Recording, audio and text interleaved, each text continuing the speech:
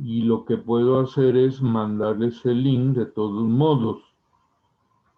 No sé qué opinara la dirección o la secretaría de que no nos veamos directamente en clase, sino de que les mande el link. Pero bueno, voy a considerarlo, no lo rechazo, pero sí déjenme. De hecho, varios maestros lo están haciendo así. Ajá. Solo nos guían con un tema y dejan videos. Ajá, y a la hora de clase, Profe, porque hay compañeros que no tienen conexión o se va la conexión y así falla mucho. ajá, pero insisto, pregunto, a la hora de la clase, ¿qué hacen los maestros? Resolver dudas. Resuelven dudas de las actividades, de los videos que hayan mandado. Ok, sí, así me lo imaginaba. Nada más quería yo comprobarlo. Sí, solo graban así sus clases como explicando el tema y ya nos envían el video o el link.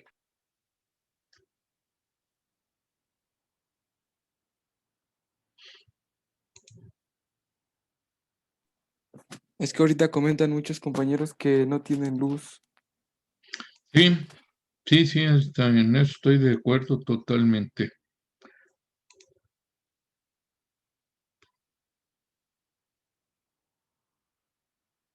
Ya entraron todos.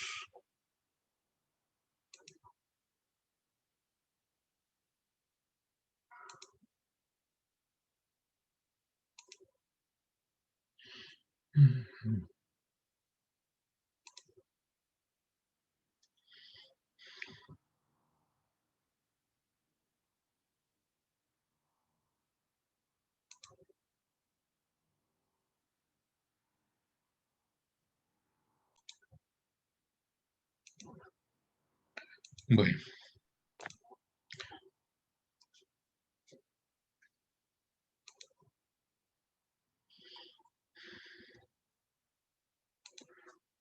Ahí, ¿cómo se oye? Se escucha bien, profe. Sí, bien. Ok. Bueno, déjenme, al menos hoy estamos en vivo.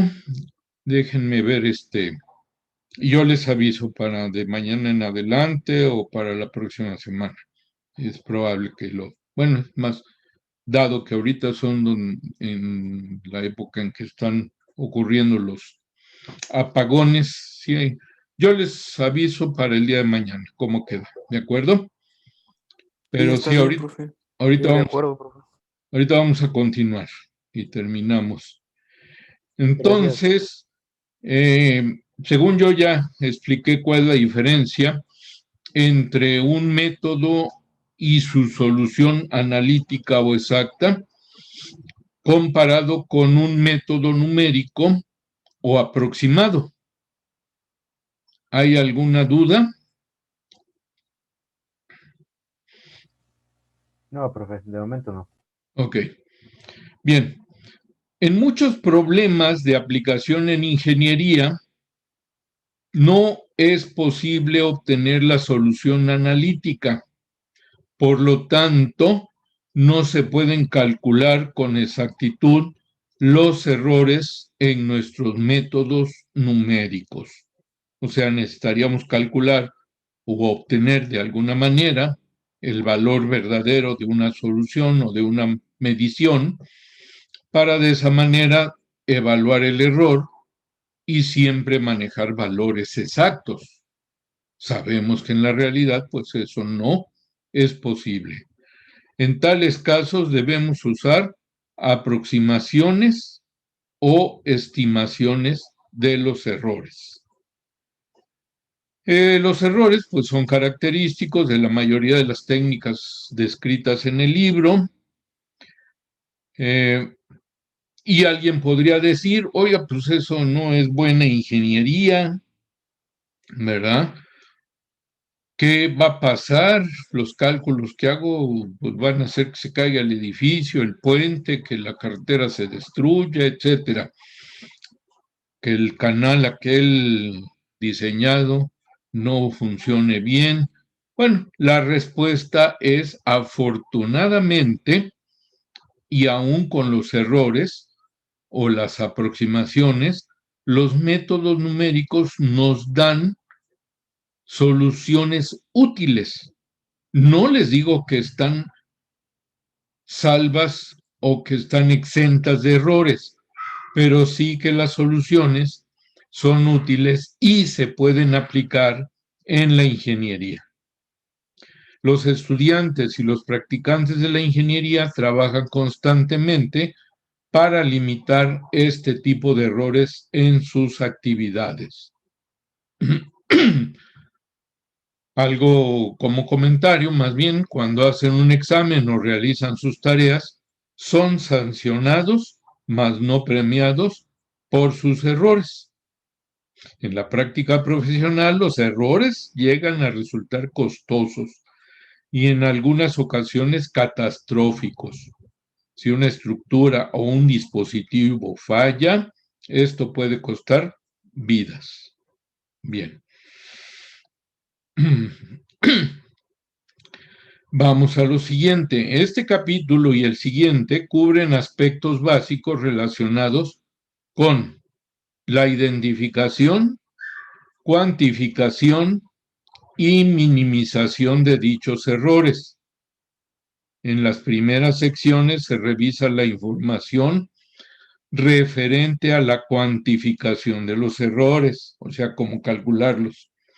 Enseguida se estudia uno de los dos errores numéricos más comunes, errores de redondeo. Los errores de redondeo se deben a que la computadora tan solo representa cantidades, pues no nada más la computadora, nosotros también, con un número finito de dígitos.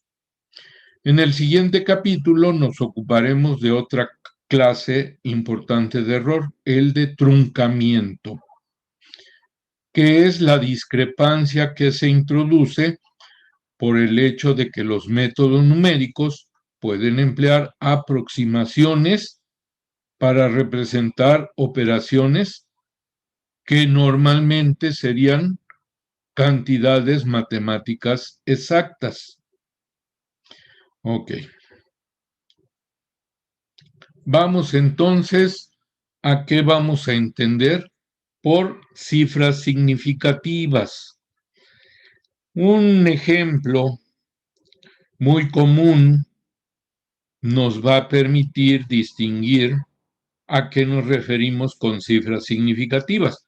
A veces las usamos en el lenguaje común, pero aquí debemos de ponernos de acuerdo en qué va a llamarse o entenderse como cifra significativa o el número de cifras significativas. Para ello, vamos a suponer que estamos observando en un carro tanto un velocímetro como un odómetro. El velocímetro, pues como todos entendemos, nos indica la velocidad a la que va el vehículo y el odómetro es un contador de kilómetros, de qué kilometraje ha recorrido el automóvil.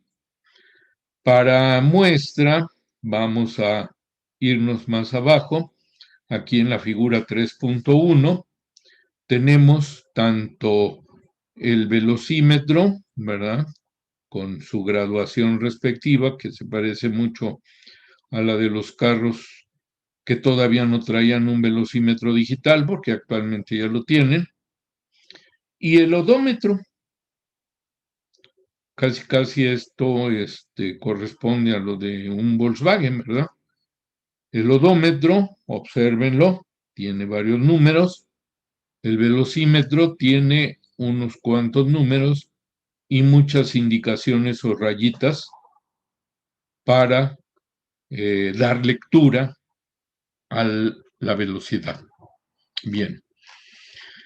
Regresamos acá y si tomamos como ejemplo, en donde está la manecilla, la aguja indicadora del velocímetro, que tiene un aumento aquí, pues observamos que está entre 40 y 60.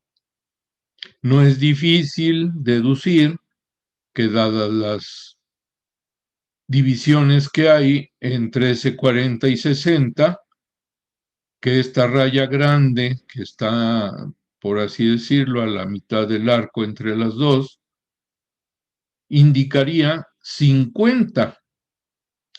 Y junto al 50, si observamos, ¿verdad? Dadas las marquitas que hay, la aguja señala cerca del lo que nosotros entendemos como 49, aunque no haya un número pintado aquí.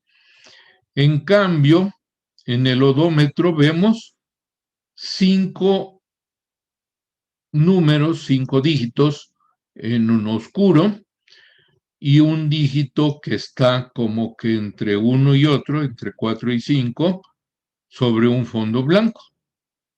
Muy bien. Si ya lo observaron bien, regresamos entonces aquí al texto y dice, con un vistazo al velocímetro, se observa que el vehículo viaja a una velocidad comprendida entre 48 y 49 kilómetros por hora. Como les decía, dado que no es digital y dado que la aguja, la punta de la aguja, casi llega al 49, alguien puede decir, no, yo lo único que estoy seguro es que vamos a más de 48. Ok, pero vamos a menos de 49. Entonces, dejamos entre 48 y 49 la lectura o el dato de la velocidad. Ok. Como dice aquí, la aguja está más allá de la mitad entre las marcas, por lo que es más factible asegurar que el automóvil viaja aproximado a los 49 kilómetros por hora.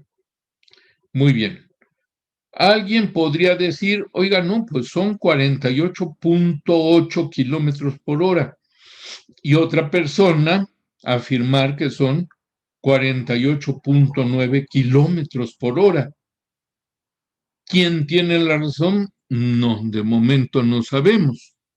A lo mejor hasta depende del ángulo en que cada persona está mirando el velocímetro. Pero lo que sí sería ridículo, como dice aquí, afirmar que el automóvil viaja a 48.86422138 kilómetros por hora. Esta no se la pasamos a nadie, ¿verdad? ¿De dónde saca todos estos dígitos para poder afirmar que a esa velocidad vamos? Entre 48 y 49 la creemos porque lo estamos viendo. El 48.8 y el 48.9, bueno, pues lo dejamos así como que pues a la mejor, ¿verdad? Sí, vamos a 48.9. Pero ya con tantos numeritos, tantos dígitos, como que no, o tantas cifras.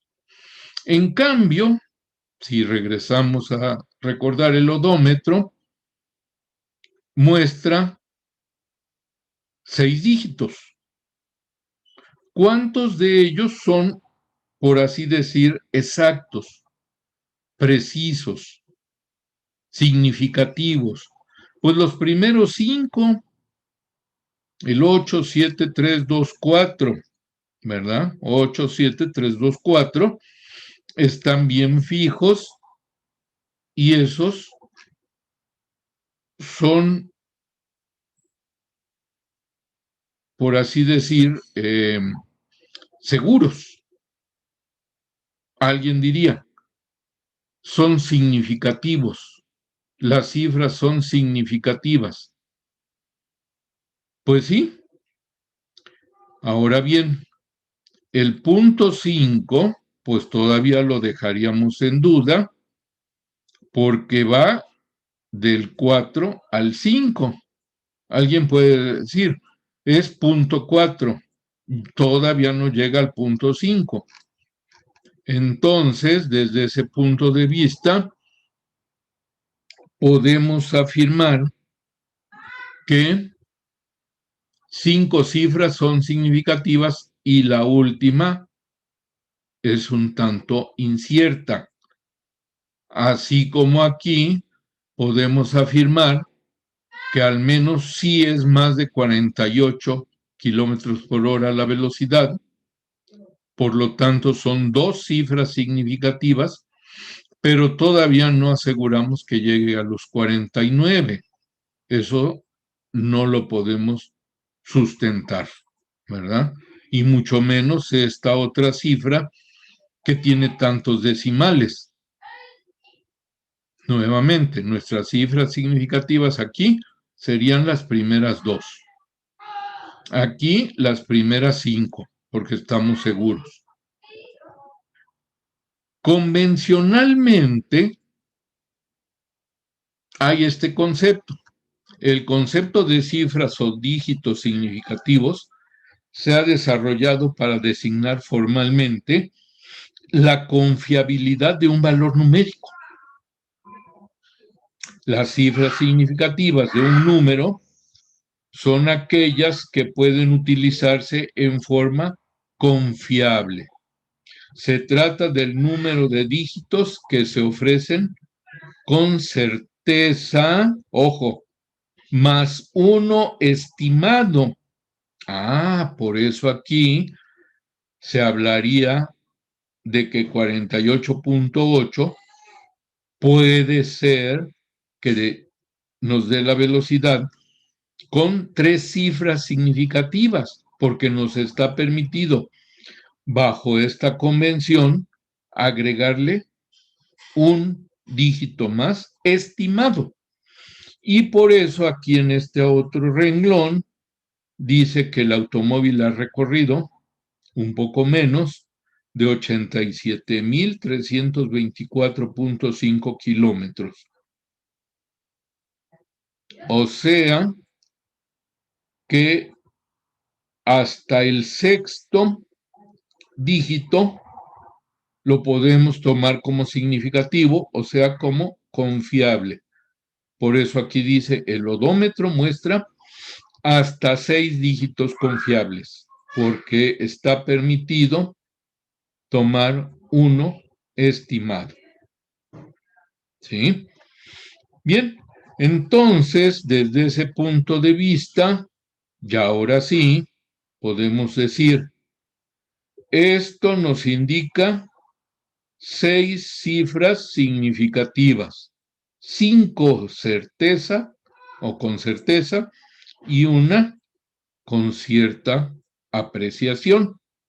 Aquí, 2 con certeza, aunque no vengan los números aquí, y 1 con aproximación. O sea, de que es 48 punto algo, lo es. Y ese algo después del punto, tenemos permitido todavía decir que es una cifra significativa para este dato, para esta medición. ¿Sí? Bien, ¿preguntas en cuanto a cifras significativas?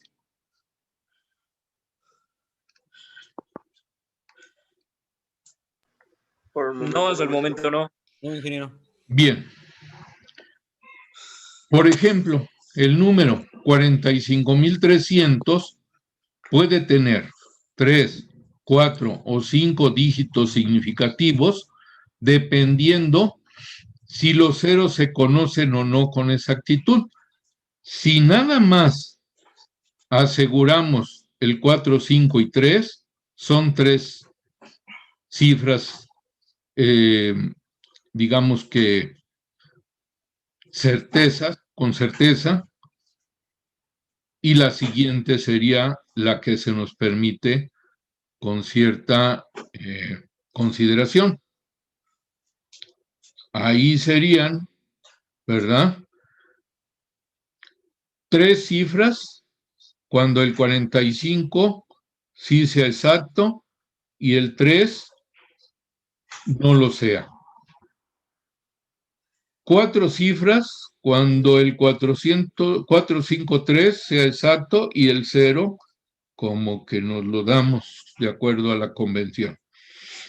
Y 5 dígitos significativos cuando 4530 sean realmente certeza o con certeza y el último 0 sea sencillamente estimado. Así quedamos. Bueno. Tenemos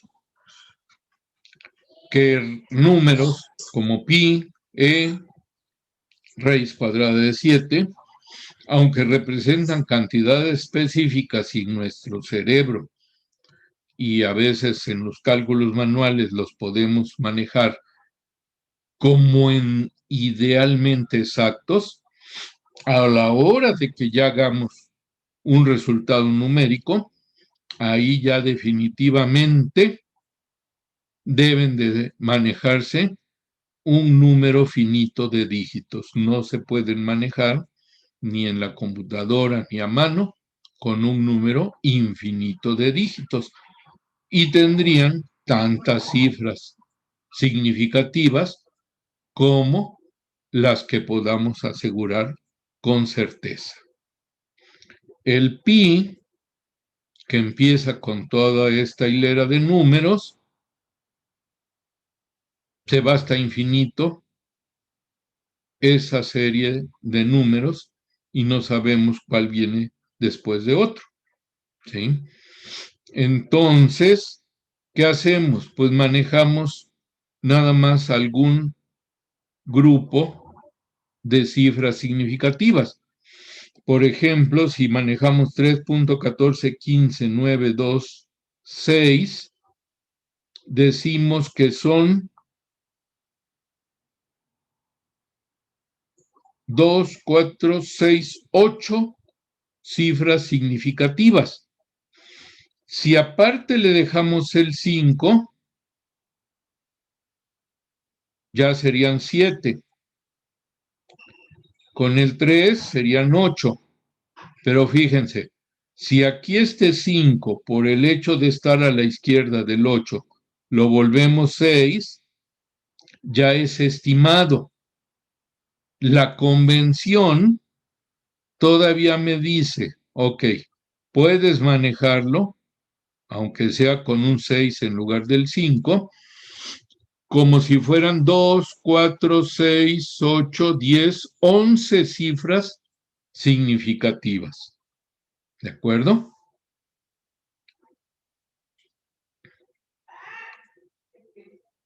También, si lo manejo con el 5, también serían 11 cifras significativas, pero en ese caso lo estaría manejando con certeza. En cambio, si lo aproximo al 6, lo estoy manejando como estimado, pero todavía puedo llamarle una cifra significativa. Bien, los errores de redondeo y el uso de cifras significativas para expresar nuestra confianza en un resultado numérico se estudiarán con mayor detalle en las siguientes secciones. Además, el concepto de cifras significativas tendrá mucha importancia en la definición de exactitud y de precisión en la siguiente sección. Bien, ¿cómo vamos? Profe. Ahorita todo bien, profe. Veo que nada más hay 24. Los demás, ¿será que tienen los problemas que ya me comentaron? Bueno, de todos modos, insisto, esta clase se está grabando y se les pondrá a disponibilidad. Bueno, exactitud y precisión. Estos dos conceptos nos van a permitir saber a qué nos referimos con un dato exacto y preciso o con un resultado de un cálculo numérico exacto y preciso, ¿sí? Entonces, lo aplico tanto a los datos como a los resultados de un cálculo o varios cálculos numéricos. Veamos primero esta figura. Dice figura 3.2, un ejemplo de puntería ilustra los conceptos de exactitud y precisión. Antes de pasar al texto, la imagen nos debe de ayudar un tanto. Inciso A, inexacto e impreciso. Inciso B, exacto e impreciso. Inciso C, inexacto pero preciso. Y el inciso D, que es al que aspiramos, será exacto y a la vez preciso. A eso queremos llegar en la toma de datos y en los resultados de cálculos numéricos, a exacto y preciso. Bueno,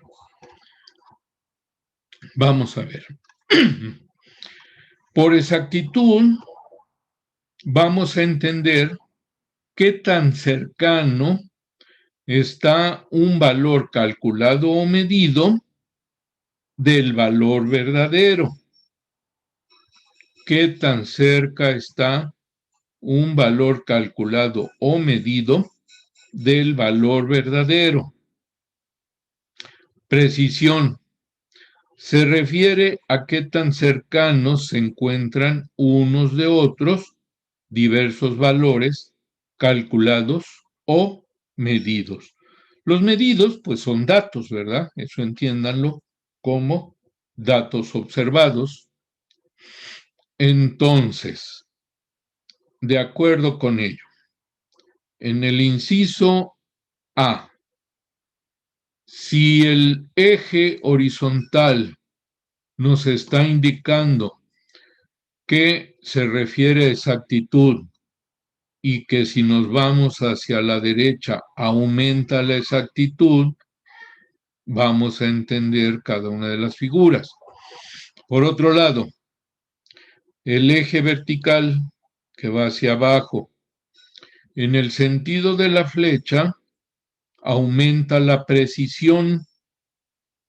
Entonces, vamos a ver a qué se refieren estas dianas o blancos después de disparos, tiros, flechas, dardos, qué sé yo.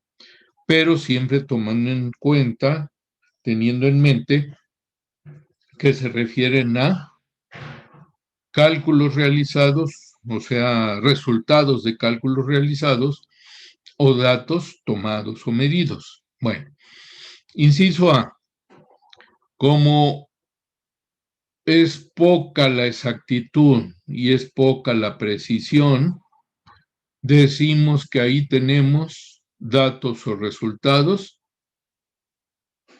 poco precisos o imprecisos y poco exactos o que no tienen exactitud, ¿verdad? ¿Por qué no tiene exactitud? Bueno, pues nuestra exactitud sería dar, como luego dicen, en el blanco, pero en el centro del blanco, en el círculo más interno de todos los que están dibujados. Y solamente un tiro cayó ahí, todos los demás andan por acá e incluso algunos andan fuera, ¿verdad? Andan fuera de los diversos círculos. Bueno, ¿qué pasa si aumento mi exactitud? Como que ya estoy acercándome al centro, aunque no llego a él, salvo con un disparo, pero al menos ya no tengo disparos fuera de la diana, fuera del círculo más externo. Ya aumenté mi exactitud, no es la ideal, pero ya la aumenté. Sin embargo, sigo siendo poco preciso, porque mis disparos o mis datos o mis resultados están muy lejanos, muy desperdigados entre sí, ¿verdad? Todavía. Entonces, aunque soy exacto, pero no soy preciso. En el caso C, ya aumenté mi precisión, ¿sí? Ya aumenté mi precisión, pero mi exactitud sigue siendo mala. No le doy al centro del blanco, al mero centro, que supongamos aquí está el valor exacto, el valor ideal, el valor verdadero que ando buscando, ya sea en resultado o en dato. Eso sí, todos mis resultados o datos están muy cercanos unos con otros. Tienen una diferencia de valores muy pequeña entre ellos, pero de poco o nada me servirían si no tengo el valor que busco, el dato que busco, el resultado que necesito. Vámonos entonces al inciso D. Aquí debo tener tanto exactitud como precisión. En el caso de la competencia, quiere decir que todos mis disparos tienen alta exactitud porque prácticamente estoy dando únicamente en el blanco exacto, en el círculo más interno de la diana. Y por otro lado, tengo precisión porque mis tiros unos con otros caen muy cerquita. En la interpretación numérica, los datos que estoy obteniendo están muy cercanos entre sí los números y me acerco mucho, o inclusive he tomado el dato verdadero, a lo mejor sin saber, pero el hecho de que todos estos datos están cerca del dato verdadero, del valor verdadero, pues indica que voy bien. Desde el punto de vista de resultados, los cálculos que estoy llevando a cabo me están dando como resultado algo que se acerca al valor verdadero. Y las aproximaciones entre sí que he logrado están bastante cerca unas con otras. Los números que obtengo ya son muy parecidos unos con otros. ¿Preguntas? ¿Preguntas hasta aquí? Exactitud y precisión. ¿Alguna pregunta? Ahora no, profe. Por el momento Ok. todo claro. Profe. Sale. Ahora bien, dice, los agujeros en cada blanco se consideran como las predicciones con una técnica numérica, mientras que el centro del blanco representa la verdad, ya sea el dato verdadero que quisiéramos obtener o el resultado verdadero que también quisiéramos obtener. Contrario a la exactitud, tenemos la inexactitud, que también se le va a llamar sesgo. ¿Cómo se define? Como una desviación sistemática del valor verdadero. Esa es mi inexactitud. Desviación sistemática del valor verdadero. Pues sí, si yo tengo aquí el valor verdadero, estoy desviado tanto aquí como acá. En cambio, aquí me acerco, aunque van a decir, bueno, pues todavía hay cierta diferencia. De acuerdo, pero ya estoy cayendo dentro de lo que es el blanco. El blanco perfecto, bueno, no lo he alcanzado, pero ya tengo cierta exactitud. Si tengo exactitud y precisión, pues obtengo esto definitivamente. Entonces, si me desvío del valor verdadero, a eso le llamo que estoy cometiendo inexactitud. ¿Sí? Imprecisión, también llamada incertidumbre, se refiere a la magnitud en la dispersión de los disparos. Por consiguiente, aunque las figuras B y D son igualmente exactas, B y D son exactas por el concepto de exactitud, pero la última es más precisa. Ahí entra la precisión, pues los disparos están agrupados en forma más compacta, no dispersos como aquí. Los métodos numéricos que vamos a aprender o estudiar y aprender deben ser lo suficientemente exactos o sin sesgo para satisfacer los requisitos de un problema particular de ingeniería. También deben ser suficientemente precisos para ser adecuados en el diseño de la ingeniería. En este libro se usa el término error para representar tanto la inexactitud como la imprecisión en las predicciones o resultados o en los datos obtenidos. ¿Sí? Entonces, error va a abarcar los dos factores: inexactitud e imprecisión. Fíjense que hasta aquí no hemos hablado de que error es que estemos realizando un cálculo y cambiemos un número por otro. Esa es una equivocación. No confundir con el término de error. Las equivocaciones las podemos evitar teniendo cuidado. Los errores, a veces, por pequeños que sean, no los podemos evitar, aunque tengamos mucho cuidado. En la naturaleza misma de los datos y de los números a manejar, está presente el error. Eso sí, podemos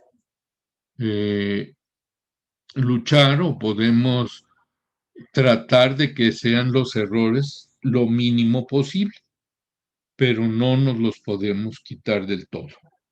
¿De acuerdo? Bueno. Vamos entonces una vez, bueno, no sé, ¿dudas?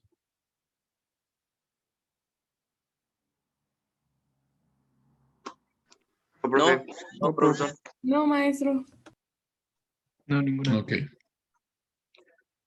Bueno. Vamos entonces al definiciones de error. Una vez que sabemos a qué se refieren los errores, vamos a medirlos. Primeramente, repasamos lo que ya les expliqué, que hay errores de truncamiento que resultan del empleo de aproximaciones contra un procedimiento matemático exacto y errores de redondeo. Bueno, pues para ambos tipos de errores, la relación entre el resultado exacto o verdadero y el aproximado está dada por valor verdadero igual a valor aproximado más error. Esto quiere decir que idealmente, si pudiéramos conocer el error para cada dato que tomáramos o para cada cálculo que realizáramos, pues sería relativamente sencillo llegar a los valores verdaderos de las magnitudes, de las cantidades que se manejan en física o en ingeniería, en lugar de nada más manejar valores aproximados de la presión, de la aceleración, de una carga, de una fuerza aplicada, de la resistencia de un material, en fin.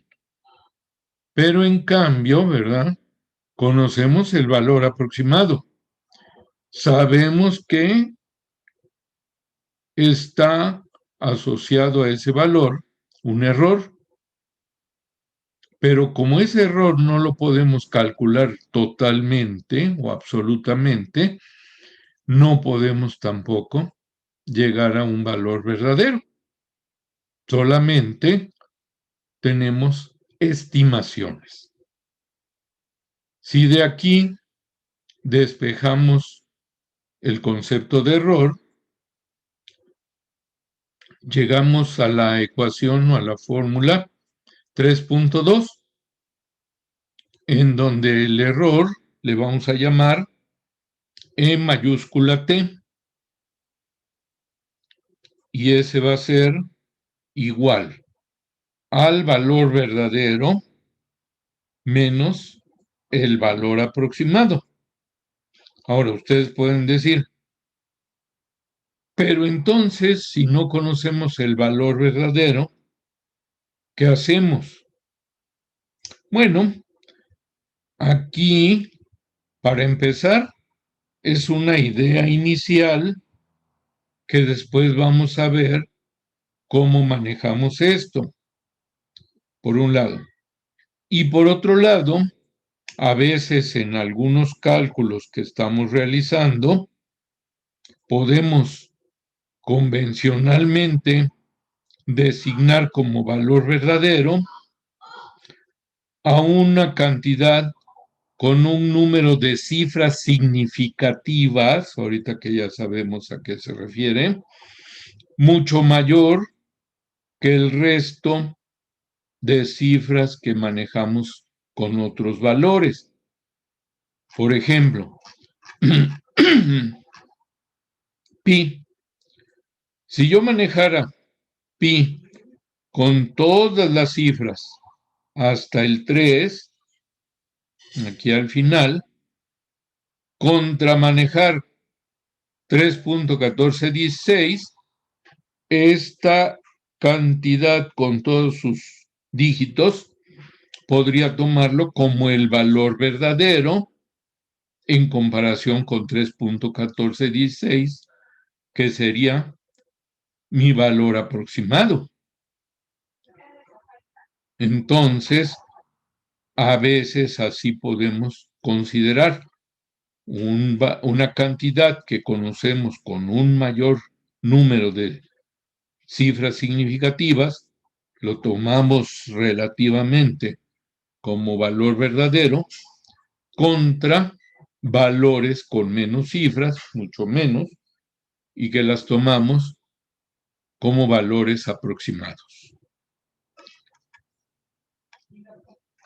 Entonces, desde ese punto de vista, no es un absurdo manejar esta fórmula. E mayúscula T va a ser nuestro error verdadero o valor exacto del error. E mayúscula T, valor exacto del error o valor verdadero. Y va a estar definido como valor verdadero menos valor aproximado de la cantidad que estemos manejando. Como aquí dice, donde E mayúscula T, perdón, se usa para denotar el valor exacto del error. Y el subíndice T indica que se trata del error verdadero. ¿Por qué T? Porque en inglés verdadero es true. Entonces, por eso le ponen esta T. Como ya se mencionó brevemente, esto contrasta con los otros casos donde se debe emplear una estimación aproximada del error. Bueno, una desventaja de la definición, como ya les dije, es que no toma en consideración el orden de la magnitud del valor que se está calculando o estimando. Por ejemplo, un error de 1 centímetro es mucho más significativo si se está midiendo un remache en lugar de un puente. Una manera de tomar en cuenta las magnitudes de las cantidades que se evalúan es normalizar el error respecto al valor verdadero. ¿Qué quiere decir normalizar aquí? Bueno, ¿contra qué lo vamos a comparar? ¿Con relación a qué estamos hablando de esa cantidad? Entonces, el error relativo fraccional verdadero va a ser igual a error verdadero entre valor verdadero. Ese nuevamente es ideal. ¿Por qué? Porque si no conocemos el valor verdadero, pues tampoco tenemos el error verdadero. Pero en principio, esa definición nos va a servir. Ya se mencionó que error va a ser igual a valor verdadero menos valor aproximado, que por cierto, a veces se maneja en valor absoluto. El error relativo también se puede multiplicar por un porcentaje, o sea, por el 100%, para expresarlo como, y esta es la fórmula 3.3, que nos va a servir, epsilon subíndice T igual a error verdadero entre valor verdadero por el 100%, ¿sí? Donde epsilon T denota el error relativo porcentual, ya se llamó poquito diferente de este, error relativo porcentual verdadero. Verdadero porque está relacionado con dos cantidades que deberían de ser exactas o verdaderas, el error y el valor de lo que estamos midiendo o considerando. Tenemos entonces en el ejemplo 3.1 cálculo de errores. Aquí viene un problema que utilizando las fórmulas que están aquí, a ver quién lo resuelve. Los primeros 3 que lo resuelvan correctamente tendrán notas buenas. Dice, suponga que se tiene que medir la longitud de un puente y la de un remache y se obtiene 9.999 centímetros para el puente y 9 centímetros para el remache. Esos son los datos que se obtuvieron. Si los valores verdaderos son 10.000 centímetros para el puente y 10 centímetros mide el remache, calcule A, el error verdadero, y B, el error relativo porcentual verdadero en cada caso. Hagan sus cálculos y me dicen quién lo obtiene para ver si están bien o no.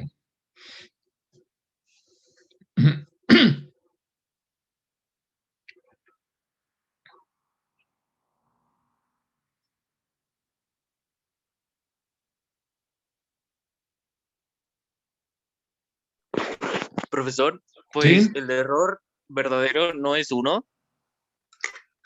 No es 1. O sea, es afirmación Ah, de que pues le a ver, pregunto. pero necesito que me precises. El error Porque, verdadero debe de ajá, calcularse en cada caso. Entonces, tú me estás diciendo 1. A ajá, eso porque bueno, le falta precisarme a qué te refieres. es que ¿Un bueno, centímetro? ajá, un centímetro en lo que sería, por ejemplo, el valor verdadero es 10,000 y bueno, lo que se obtuvo fue 9,999. Entonces se debe ¿Para de quién? restar para la longitud del puente. Ajá, es lo que hay que aclarar para el puente. Estás hablando del puente, ok. Entonces, el error verdadero en el caso del puente, ¿cuánto es? 1 ¿Qué más? un centímetro. Exactamente, 1 centímetro. Recuerden que se lleva unidades, porque así se están restando sus cantidades con las que se obtienen. Ok, inciso Profe, A, está y correcto. en el caso del remache es igual, ¿no? Bueno, o sea, con una menor cantidad, pero el error sigue siendo de 1 centímetro, ¿no? No, sí, ya lo dijo su compañero. Pero para el segundo inciso se multiplica por 100, ¿no? Que el 100%, para que nos dé 0.01%. Oigo, a ver, quiero respuestas totalmente completas. Sigo escuchando, vas bien. Bueno, es que para el remache sería... Ajá, hay que precisar. Para el remache, Ajá. ¿qué? Sería los... serían los 1,000, no, los 10,000. Ah, caray, el remache 10,000. No, no. Para el puente. Es para el puente.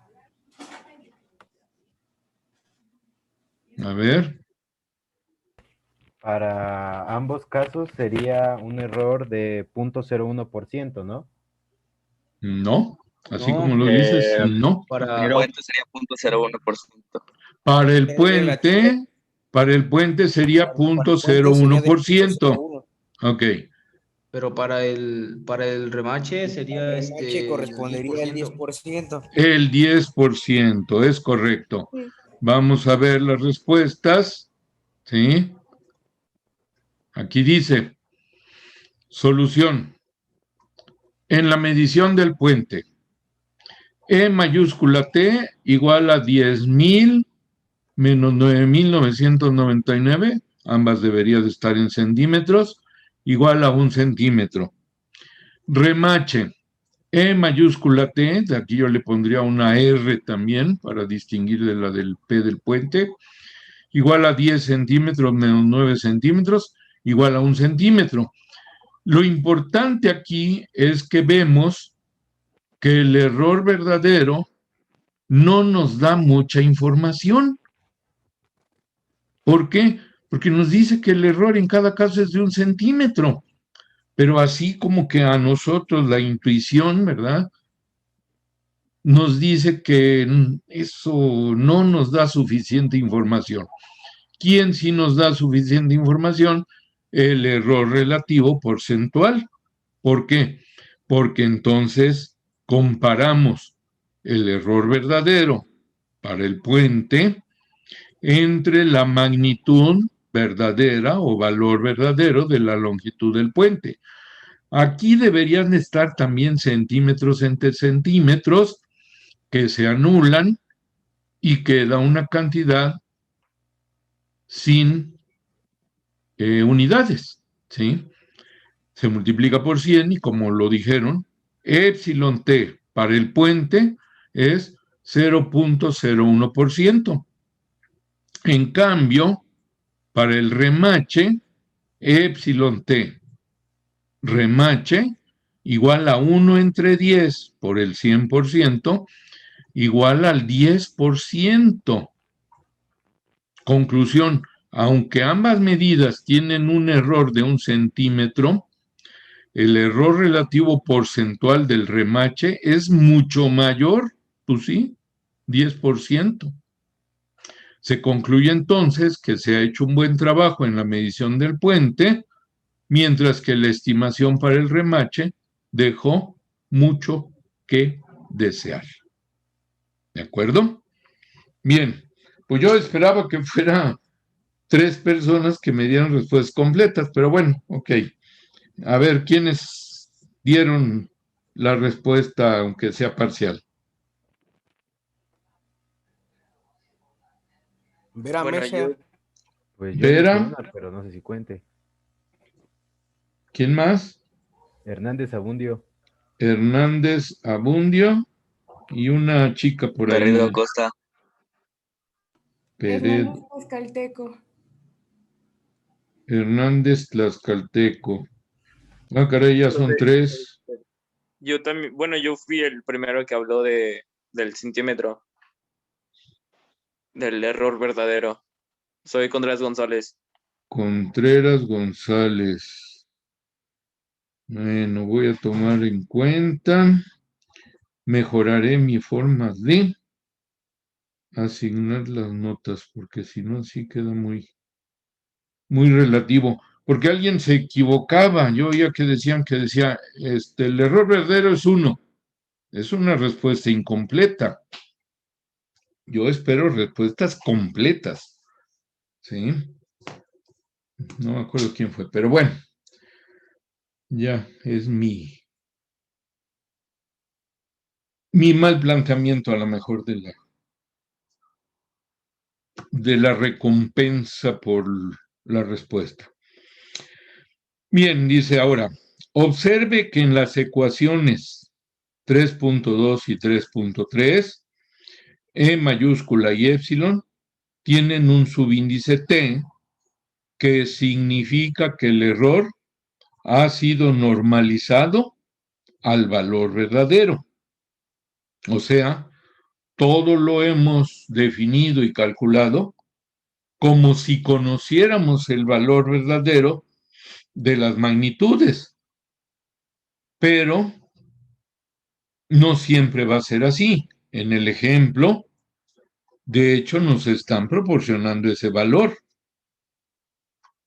Sin embargo, en las situaciones reales, a veces es difícil, pues no a veces, casi lo común es difícil o imposible contar con tal información.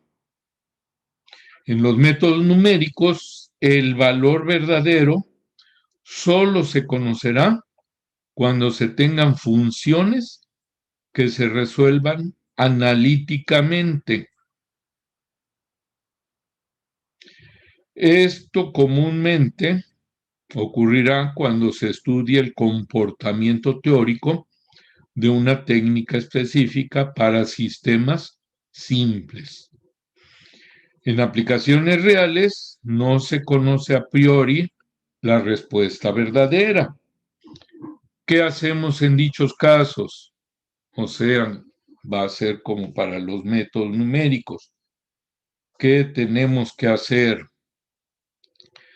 Bueno, pues vamos a tener que sustituir eso de verdadero por aproximaciones. No hay de otra. Por lo tanto, surge ahora una fórmula para calcular un error relativo porcentual, pero ya no va a ser el verdadero, va a ser un error relativo porcentual aproximado. Error relativo porcentual aproximado. ¿A qué va a ser igual? A error aproximado entre valor aproximado de la magnitud con que estemos trabajando por el 100%. Bueno, pues esto ya suena un poco más real. Podemos quizá ir midiendo errores aproximados y dividiendo entre valores aproximados para poder tener una idea de cuánto es mi error relativo porcentual aproximado. El subíndice A significa que este error está normalizado a un valor aproximado. O sea, quiere decir, está con referencia o con base a un valor aproximado, a diferencia de este que estaba, como dice aquí, normalizado con respecto a un valor verdadero. ¿Sí?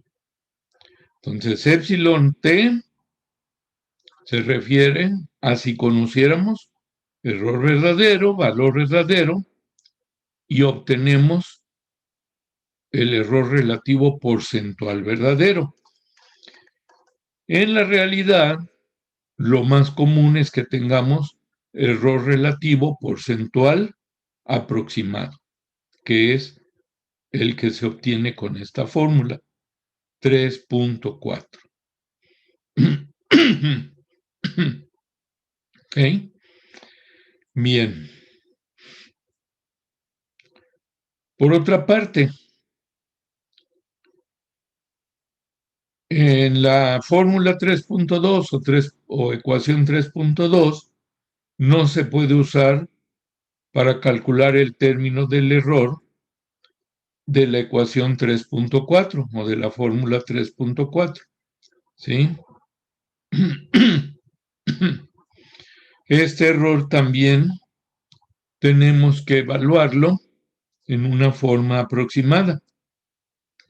Y como dice aquí, uno de los retos de los métodos numéricos es determinar estimaciones del error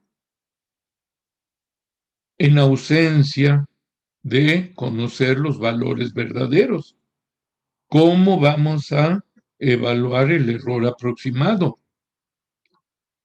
Bueno, para algunos métodos numéricos se usan métodos iterativos para ir calculando diferentes resultados aproximados.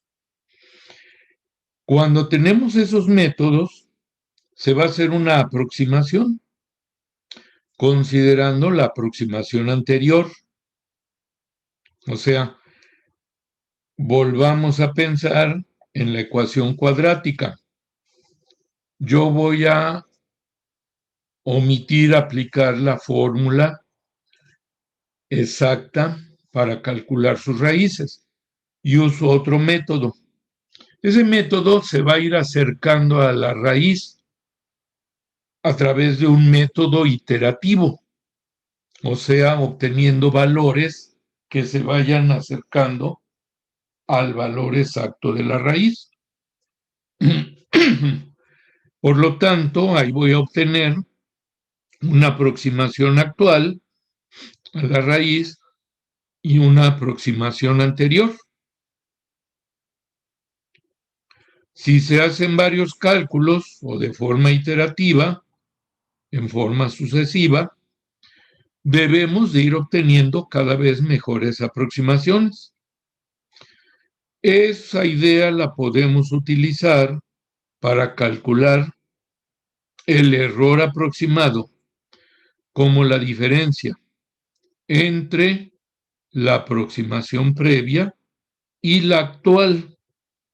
Y ojo, aquí más que nada es donde debemos de definirla, aunque en el libro aquí primeramente no está, como el valor absoluto de esa diferencia entre la aproximación previa y la actual, ya que en caso contrario, de pronto nos va a parecer que ya llegamos a un error muy pequeño, siendo que no fuera cierto.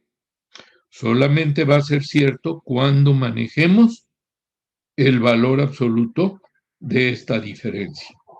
¿Sí? Por lo tanto, el error relativo porcentual aproximado lo redefiniríamos así. Valor absoluto de la aproximación actual menos la aproximación anterior. Cerramos el valor absoluto entre la aproximación actual por el 100%. Voy a anotar eso también aquí en mi pizarrón, ahorita vamos a verlo, pero yo sí lo voy a poner con valor absoluto.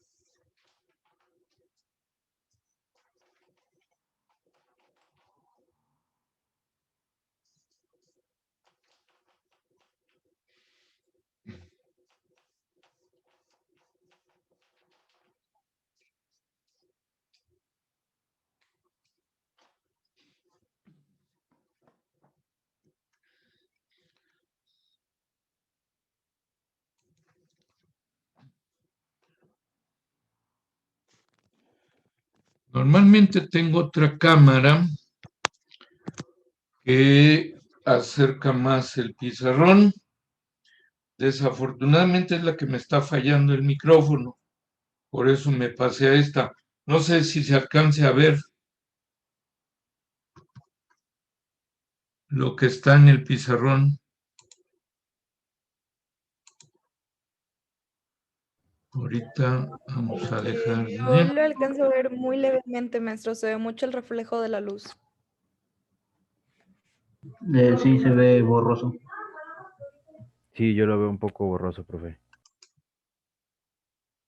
Sí, de hecho ahorita se ve todo blanco, no se distinguen casi las letras. A ver, entonces déjenme ver si logro volver a activar.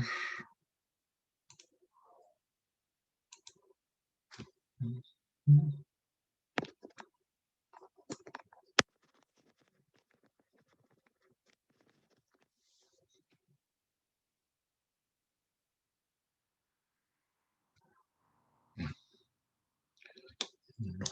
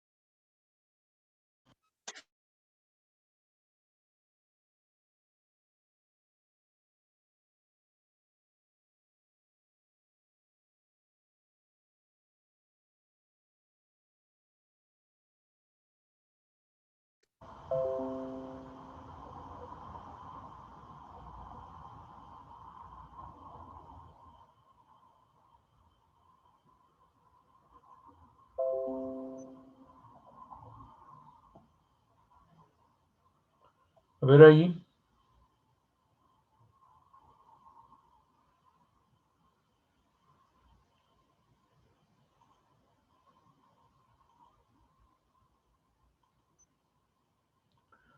Ahí, ¿cómo lo ven? Ah, sí, ya se ve mejor. Insisto. Algo tengo que me está fallando. Pronto se pierde.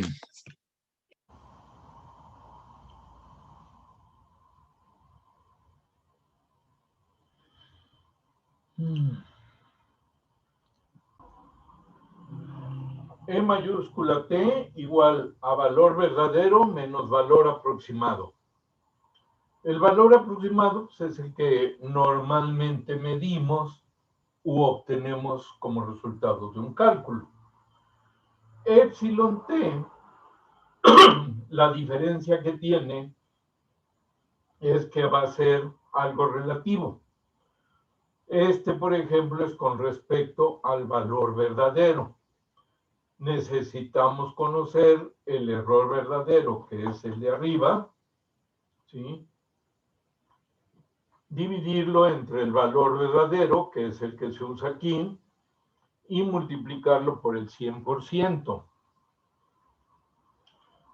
Como no podemos siempre disponer tanto de valor verdadero como de error verdadero, entonces hacemos una variante del error relativo porcentual verdadero a un error relativo porcentual aproximado, en donde en lugar de error verdadero utilizamos el concepto de un error aproximado y dividimos entre el valor aproximado de la cantidad que estemos manejando, la magnitud, nuevamente por el 100% multiplicado.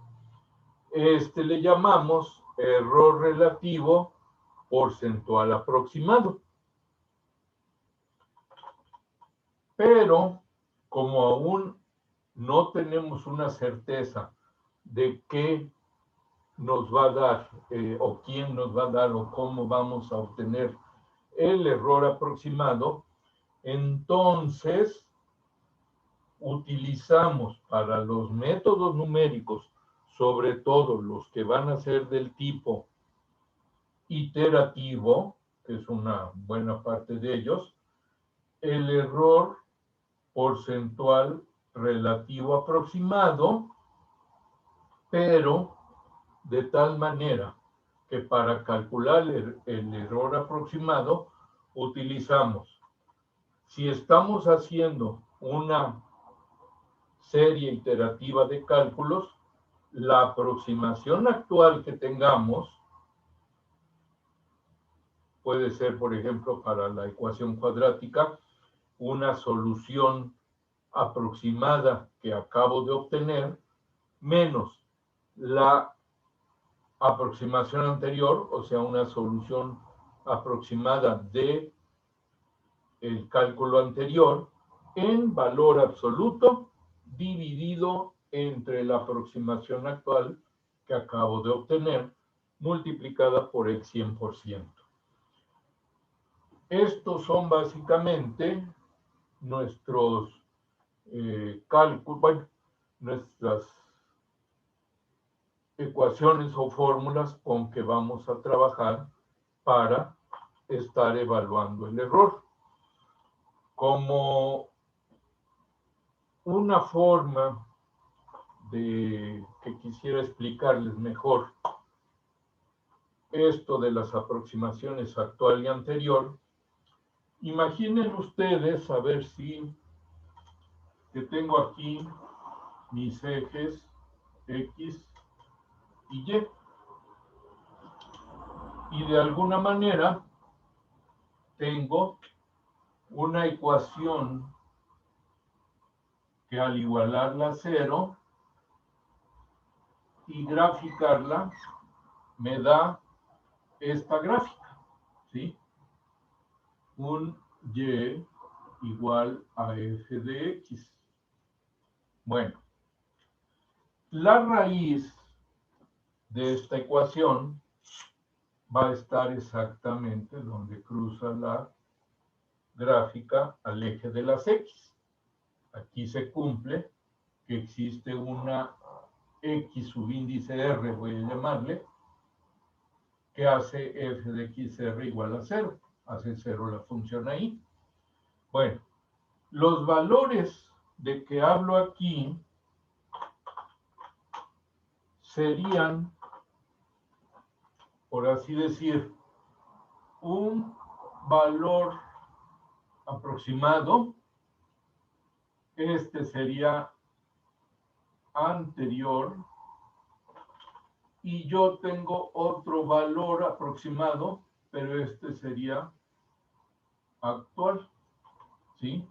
Entonces, el valor de X aquí es el que va en esta fórmula y el valor de X acá es el que va en esta fórmula. De esa manera, yo sí puedo utilizar valores que me están dando los métodos numéricos para poder calcular el error con que me estoy aproximando a la raíz. Lo puse así en pequeño porque no quise borrar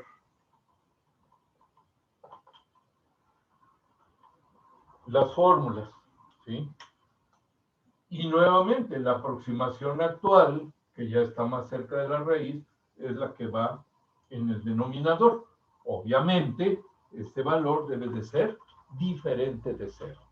¿De acuerdo? Diferente de 0. Entonces, eso nos vamos a encontrar para poder calcular el error relativo, porcentual, aproximado para los cálculos con los métodos numéricos. ¿De acuerdo? Bien. ¿Pregunta hasta aquí? ¿Dudas? ¿No? No, todo bien. Por mi parte no, profe. Ok. Maestro. Ahí Todo vamos claro. a detener nuestro